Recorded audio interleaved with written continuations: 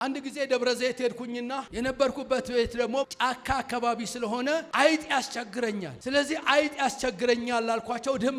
ድመት ሰጡኝና በአውቶቡስ ይዤ ልመጣ በካርቶን ውስጥ አድርገው ምንም አትልም አትጮህም አሉኝ። ኧረ እባካችሁ ያስወርዱኛል አልኳቸው። ምንም አትሆንም አትጮህም አሉ። አስገቡኝ። በአውቶቡስ ውስጥ ደግሞ የሚቀጣጠል ነገር በርበሬ፣ ሚጥሚጣ፣ እንስሳ ምናምን መጫን አይቻልም። 2 ፌርማታ እንደሄደች ሚያው ማለት ጀመረች። ማነው ድመት ያዘው አለ። እኔ ነኝ ያልኩኝ። በቃ ጋሼ ድመቶን ይዘው ይውረዱ ተባልኩኝ። አረ ድመቷ ትውረድ ይሄማ ኃጢአት ነው አሉኝ። ያን ቀን ኃጢአትን አስተማሩኝ እና ከድመቴ ጋር ተባረርኩኝ። ዛሬ በልብህ ይዘህ ወደ ጽዮን ለመሄድ የምትፈልግ ወንድሜ ምንድነው እንደ ድመት የሚቧጠጥ የሚቧጨር የሚባላ ውስጥ ያስቀመጥከው ነገር ምንድነው? ከመንገድ እንዳስቀርብ ከሰው ጋር ተጣልተ ከሆነ ቂም ይዘህ ቀንና ሌሊት ወራት አይፈጅብህም። ነገ ኢየሱስ ስለሚመጣ ቂም የሆነ ነገር ይዘህ መሄድ አትችልም። ስለዚህ ትጥለዋለህ። በኢየሱስም ዛሬ ይራገፍ።